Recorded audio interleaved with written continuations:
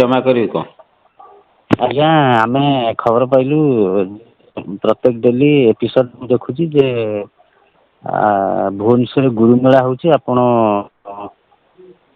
कहउछंती जे February 2 तारिख रे February 22 तारिख।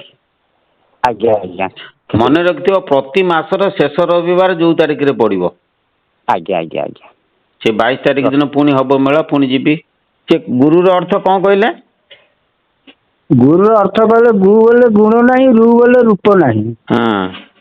संसार रे कार गुण नहीं रूप नहीं। कार गुण नहीं रूप नहीं बोली कहले सी आज्ञा ना सी कार गुण नहीं रूप नहीं बोली कहले आज्ञा मतलब कार कहले ना सी सी कहले माने गुरु नाम नबा पूर्व तमे आग गुरु बोले गुण नहीं, रु बोले रूप नहीं। तमे एटा आग आग जाना आग न जाइले तुम खाली नाम नहीं जो कोन सेटा से गुरु बुझे देले ने ना तुमको नहीं से बुझे ना जे हमको एई कथाटा खाली कहले कहले कि तुम कहले ना कि नहीं तुम आपण बुझे दियंतु आमे बुझी साइला पर जाई गुरु करिमो। से कहले तमे आर आग भाव बुझ तापर गुरु नाम नब पछ ना सुनो से भाव बुझ तुम पचन का ठरो आमे बुझिमु तमे तो ए कथा कहू तो तमे हमको बुझे दियो कहि थांतो आउ सिका बुझ बोली कि बुझियो केमिति बुझियो गुरु कहले कौन जानी बुझो ना शुण मु कही सारे गुरु कहले गुरुर अर्थ बुझिब आ गुरु को गुरु न करके गुरुर अर्थ केमती बुझिब। गुरु जो दुई अक्षर जीव परम हेतु कर आसुची जाऊची बारण न होचे आसुची जाऊची बारण न होचे मरादी अक्षरे तांक विहार सद गुरु सेवा तू कर जेबे भवान बो होए भूपार सद गुरु सेवा तू कर। ये हूँ दयानिधि परमहंस देवंकर अर्थ बुझल दयानिधि परमहंस देव भजन गुरु अर्थटा बुझिब मु रोग भल हेले डाक्तरखाना जिमी एटा ठीक ना ना डाक्तरखाना गले रोग भल हम गुरुर अर्थटा कौन बुझापे हेले गुरु करिकिरी तांको कर्म कले गुरुर प्रकृत अर्थ कौन अनुभव रे आसीबो आ सी केमिति कहले गुरुर अर्थ कौन बुझ कोउथरे बुझिमु आखि नाक कान चकु कोन एगुड़ा तो सब मिथ्या माया गुरु को अनुभव कोउथरे करिमु आज्ञा हां ए होची कथा सब तो संत माने कहंती जे जे ए जे माछ मांस एगुड़ा को सब जीव काटिकी खाइबा कथा नहीं आरो से माने भी गुटे केमदी बिकटाळ चित्कार करंती माने असह्य लागे छोड़ा देखला बेला को आउ सेटा केमदी कोन टी बुझांतो तो बुझी पालिनी सेटा को कोन होची माने ठीक कोटा पियाज रसुण टा से माने कहंदी पियाज रसुण टा गुटे माटी रे जेहेतु फळुची सेटा गुटे शस्य भलिया तेणु तुम पियाज रसुण ना भी खाई पारिबो किंतु ए जो माछ मांस अंडा ये सब जिनस गुडा को से माने कहंदी से गुडा को खाइबा कथा नहीं तांग देर काटी देसे रक्त बाहरुची माने बिकटाळ छोट छोट होउचंदी माछ काटला को से छेली भेबे एते बिकट देखला को दया लागुची आमे जदी गुटे जीव सृष्टि करि पारने आमे ताको मारी की खाइबा काहे की तापरे मारी की काहे खाइबो तमे मारी की न खाई न मारी की खाऊ ना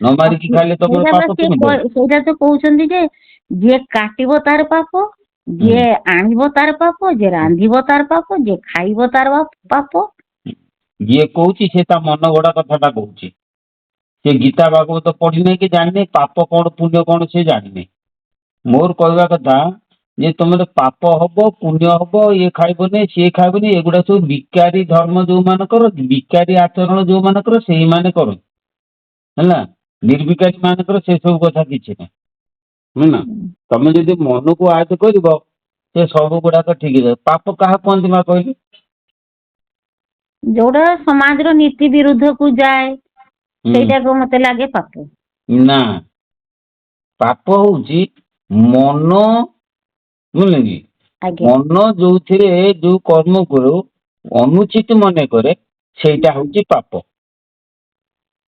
ମନ ଯୋଉ କର୍ମଟାକୁ ଅନୁଚିତ ମନେ କରେ ସେଇଟା ହଉଛି ପାପ, ଆଉ ଯୋଉଟା ଉଚିତ ମନେ କରେ ସେଇଟା ହିଁ ପୁଣ୍ୟ। ଆଉ ଗୋଟେ କଥା ମନେ କର, ମନଟା ପାପ ଆଉ ପୁଣ୍ୟ ଏଇ ଦିଟାକୁ ବିଚାର କରେ। ଆଜ୍ଞା ମନକୁ ଏଇଟା ପାପ ଏଇଟା ପୁଣ୍ୟ, ଆତ୍ମା ସେଗୁଡାକ କହନ୍ତିନି। ମନ ସବୁଥିର କାରଣ। ଆଉ ଯଦି ମନରେ ଆମେ ଯଦି ଭାବିଦବା ନା ଏଇଟା ପାପ ନୁହଁ, ସେ ପାପ ହବନି। କିନ୍ତୁ ସେଇ ଭାବନାଟା ତମେ କରିପାରିବନି ହଠାତ୍। କଣ ବୁଝିପାରୁଛୁ ନା? ଗୋଟେ କଥା ଶୁଣୁ, ଆଜ୍ଞା ସେଇ ଲୋକ ଜୀବ ମାରି ପାରିବ ହୁଁ। ଯୋଉ ଲୋକ ମଲା ଜୀବକୁ ବଞ୍ଚେଇ ପାରିବ। ସେମାନେ ତ ବଞ୍ଚେଇ ପାରୁନାହାନ୍ତି କିନ୍ତୁ। ତେଣୁ ସେମାନେ ମାରିବାର ଅଧିକାର ସେମାନଙ୍କର ନାହିଁ। ହଁ ଯଦି ମାରିବାର ଅଧିକାର ନାହିଁ, କିନ୍ତୁ ଗୋଟିଏ କଥା ଶୁଣୁ, ଆମେ ଯଦି ବିଶ୍ୱ ବ୍ରହ୍ମାଣ୍ଡରେ ସମସ୍ତେ ଜୀବ ମାରିବା ନାହିଁ, ଖାଲି ଖାଇବା। ଆଜ୍ଞା ମୁଁ କହୁଛି ବୁଝୁ, ଆମେ ସମସ୍ତେ କେହି ଜୀବ ମାରିବା ନାହିଁ, କିନ୍ତୁ ଆମେ ଖାଇବା। ତୁ ଚିନ୍ତା କରିଦେଇ, ଯଦି ଆମେ ଖାଇବା ମାରିବାନି, ତାହେଲେ ମାରିବା ଲୋକ ରହିବେ କୋଉଠି ଜଗତରେ କଣ? ତେଣୁ ଅଟୋମେଟିକ ଆମିଷ ଖାଇବା ବନ୍ଦ ହେଇଯିବ। କିନ୍ତୁ ଆମିଷ ବିଶ୍ୱ ବ୍ରହ୍ମାଣ୍ଡରେ ଦଳେ ରହିବେ, ସେ ଜୀବକୁ ମାରିବେ। ଆଉ ଦଳେ ରହିବେ ଜୀବ ଖାଇବେ। ତେଣୁ ମୋର ସେମାନେ କହିବା, ହଁ ଶୁଣ କହିସାରେ ତ ଶୁଣିସାର। ମୋର କହିବା କଥା ଯେ ତମେ ଯୋଉ ଖାଇବ ନାହିଁ, ଏଇ ମନର ବିକାରକୁ ଛାଡି ଦିଅ। ତମେ ଚିନ୍ତା କର ତମ ଶରୀର ପକ୍ଷରେ ଯୋଉଟା ହିତକର ତମେ ସେଇଟାକୁ ଖା। ବୁଝିପାରୁଛୁ ନା? ପିଆଜ ରସୁଣ କହୁଛ ଖାଇବ, କାହିଁ ଖାଇବ? ପିଆଜ ରସୁଣ କାହିଁ ଖାଇବ? ପିଆଜ ରସୁଣ ବା ଆମିଷ, ତାକୁ କାହିଁ ଖାଇବ? ରକ୍ତ ବାହାରୁଛି ତାଙ୍କର, ପ୍ରାଣୀ ମାନଙ୍କର ରକ୍ତ ବାହାରୁଛି ବୋଲି ତାକୁ ଖାଇବନି। ଆଉ ଗଛର ବା କ୍ଷୀର ବାହାରୁଛି, କ୍ଷୀର ବାହାରୁନି କି କେତେକ ଗଛର? କ୍ଷୀର ତ ସେମିତି ମା କ୍ଷୀର ବି ଖିଆ ଯାଉଛି, ଗାଈ କ୍ଷୀର ବି ଖିଆ ଯାଉଛି। ନା ଗଛର ଯୋଉ ଗଛ, କେତେଟା ଗଛ। ହଁ ସେଟା ପୁରା କ୍ଷୀରଟା ଶୁଦ୍ଧ, ସେଟା କ୍ଷୀରଟା ପୁରା ଶୁଦ୍ଧ। ଏଗୁଡାକ ସବୁ ତମ ରସ ମନର ଧାରଣା। ନା ଏଇଟା ସବୁ ତମ ମନର ଧାରଣା। ଆଜ୍ଞା ବୁଝିପାରୁଛୁ କି? ଗୋଟେ ହୁଁ। କଥା, ଏଟା ଯଦି ରସ ଶୁଦ୍ଧ, ପିଆଜ ଟା ଶୁଦ୍ଧ ନା? ପିଆଜ ଟା ଆମିଷ। ସାଧୁ ସନ୍ନ୍ୟାସୀ ମାନେ କହିଛନ୍ତି ପିଆଜ ଟା ହଉଛି ଆମିଷ। ତମେ କେମିତି ମନେ ମନେ କହୁଛ ଏଇଟା ଶୁଦ୍ଧ? ମୋ ନା କଥା ମୁଁ ବୁଝୁଛୁ ନା? ମନରେ ନାଇଁ, ମୁଁ ପିଆଜ ଶୁଣ, ପିଆଜ ରସୁଣ ବି ଆମିଷ। ଗୋଟେ ସ୍ତ୍ରୀ ଲୋକ ମୋ ପାଖରେ ଆସିକି ପହଞ୍ଚିଲା, କଣ ଆଜ୍ଞା ବୁଝିପାରିଲୁ? ଆଜ୍ଞା କହିଲା ମୁଁ ପିଆଜ ରସୁଣ ଖାଏ ନା, ଆଉ ଆମିଷ ତ ଖାଏ ନା, ପିଆଜ ରସୁଣ ଖାଏ ନା, ଅରୁଆ ଅନ୍ନ ଖାଏ। ତେଣୁ ଠିକ ଅଛି, ତାକୁ ଅରୁଆ ଅନ୍ନ ରୋଷେଇ କରିକି ଦିଆଗଲା। ଆଉ ପିଆଜ ରସୁଣ ଖାଇବନି, ବିନା ପିଆଜ ରସୁଣରେ ଅଦା ଫଦା ପକେଇ ଖାଇବାକୁ ଦିଆଗଲା। ମୁଁ ତାକୁ ଡାକିନି, ମୁଁ ଆଉ ଶୁଣୁ ଏଠି, ଆଉ ତୁ ବଡି ଖାଉନା? କହିଲା ହଁ। ଆଉ ଏଇ ଯୋଉ ସୋରିଷ ତେଲ ଖାଉ? କହିଲା ହଁ। ନାଉ ଖାଉ? ନା ହଁ। ପୋଇ ଖାଉ? ନା ହଁ। ମସୁର ଖାଉ? ନା ହଁ। ମୁଁ ଏଗୁଡାକ ସବୁ ଆଇଁଷ। ତୁ ଯଦି ଆଇଁଷ ଖାଇବୁନୁ, ପିଆଜ ରସୁଣ ଖାଲି ଛାଡୁଛୁ, ଏଣେ ବଡି ଖାଉଛୁ, ଏଣେ ତେଲ ଖାଉଛୁ, ତେଲଟା ପା ଆମିଷ, ବଢିଟା ପା ଆମିଷ। ଯଦି ତୁ ନିରାମିଷ ଖାଇବୁ, ତାହେଲେ ଟୋଟାଲ ଛାଡିଦବୁ। ଆଉ ତୁ ପିଆଜ ରସୁଣକୁ କହୁଛୁ ଆଇଁଷ, ଦେଖିଲାକୁ ବଢିକି ଖାଉଛି, ଏଇ ସବୁ କଣ? ଏଗୁଡା ସବୁ ମନର ବିକାର। ବୁଝିଲୁ? ମନ କହୁଛି ପିଆଜ ରସୁଣ ଖାଇବି ନାହିଁ, ମନ କହୁଛି ମୁଁ ବଢି ଖାଇବି। ବୁଝିଲେ? ସେଇ ତେଣୁ ଗୋଟେ କଥା ହଉଛି, ମନ ଯାହା ଚାହୁଁଛି, ବୁଝିଲେ, ସେଇ କଥା ଗୁଡାକ ତମେ ମନେ ମନେ ଚିନ୍ତା କର। ଆଉ ଗୋଟିଏ କଥା ମନେ ରଖ, ବିକାର ଧର୍ମ ରଖନି ହେଲା। ଏଇଟା ଖାଇବିନି, ଏଇଟା ଖାଇବିନି।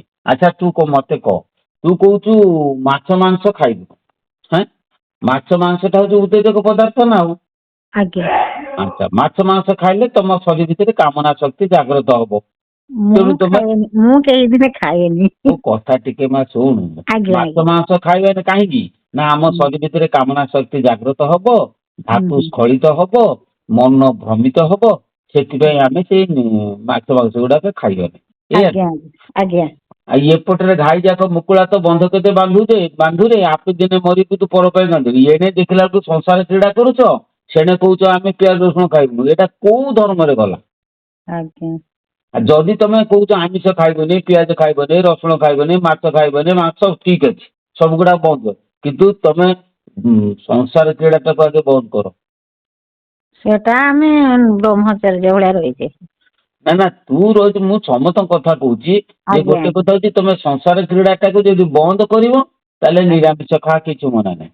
ଏଣେ ଆଜ୍ଞା ସଂସାର କ୍ରୀଡା ବନ୍ଦ କରିପାରୁନା, ସେପଟରେ ଦେଖିଲାକୁ ଆକୁ ଖାଇବିନି ତାକୁ ଖାଇବିନି। କୋଉ ଆଚରଣରେ ସିଏ ଗଲା? କୋଉ ଧର୍ମରେ ଗଲା?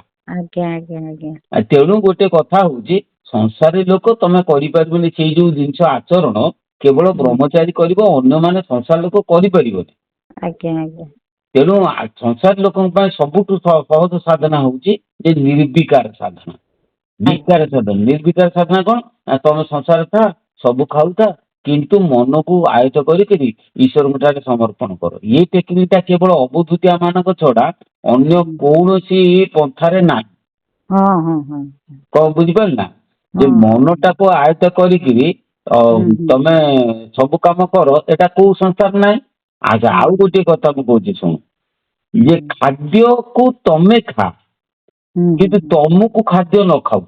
ଆଜ୍ଞା ଆଜ୍ଞା ବୁଝିପାରୁଛ? ପିଲାଦିନେ ମୁଁ ଗୋଟେ ଜାଗାରେ ଏମିତି ଯୁକ୍ତି ଫୁକ୍ତି କରୁଥିଲି, ମୁଁ ତାକୁ କହୁଛି ଅରୁଆ ଅନ୍ନ ଡାଲମା ଘିଅ ପଡିଛି, ଏଇଟା ହଉଛି ତାମସିକ ଭୋଜନ। ଆଚ୍ଛା ଆଉ ମାଛ ମାଂସ ପିଆଜ ରସୁଣ ଏଟା ସାତ୍ବିକ ଭୋଜନ। କେମିତି କହିଲେ? ଏଟା ଉଲ୍ଟା କଥାଟା କେମିତି ହେଲା? ମୁଁ କହିଲି ଦେଖ, ଗୀତାରେ କହିନାହିଁ ଯେ ଆଇଁଷ ଖାଇବ ନାହିଁ କି ନିରାମିଷ ଖାଇବ, ଏ କଥା ଗୀତାରେ ନାହିଁ। ଗୀତାରେ କହିଛି ସାତ୍ବିକ ରାଜସ ତାମସ 3 ପ୍ରକାର ଭୋଜନ ଭିତରୁ ତମେ ସାତ୍ବିକ ଭୋଜନ କରିବ, ଆଉ ରାଜସିକ ତାମସିକ ଭୋଜନ କରିବନି, ହେଲା କି? କିନ୍ତୁ ଅରୁଆ ଅନ୍ନ ତୁମେ ଅଫିସ କାମ କରିବା ପାଇଁ ଯାଉଛ, ପୁରା ଟକମକ ହେଇକି ତତଲା ହେଇଛି, ହେଲା, ଆଉ ତାପରେ ଘିଅ ପଡିଛି, ସବୁ ହେଇଛି, ପ୍ରବଳ ତତଲା ହେଇଛି, ଆଉ ମାଲି ମସଲା ମେଞ୍ଚେ ପକେଇକି ତମେ କରିଛ। ତେଣୁ ତମେ ଯେତେବେଳେ ତାକୁ ଖାଇଦବ, ସେ ବା ରାଜସିକ ଆଉ ତାମସିକ ଖାଦ୍ୟ ହେଇଗଲା, ଉତ୍ତେଜନା ହେଇଗଲା ସେଟା। ଉତ୍ତେଜନା ହେଇଗଲା। ଆଉ ତେଣୁ ସେ ଅରୁଆ ଅନ୍ନ ହେଲେ ମଧ୍ୟ ଉତ୍ତେଜକ, ହେଲା କି? ତେଣୁ ମୋର କହିବା କଥା ହଉଛି ଖାଦ୍ୟକୁ ତମେ ଖାଅ, ଖାଦ୍ୟ ତମକୁ ନ ଖାଅ। ଅର୍ଥାତ୍ ଯୋଉ ଖାଦ୍ୟ ତମ ଶରୀରର ଅନୁକୂଳ ତମେ ସେଇଆକୁ ଖାଅ।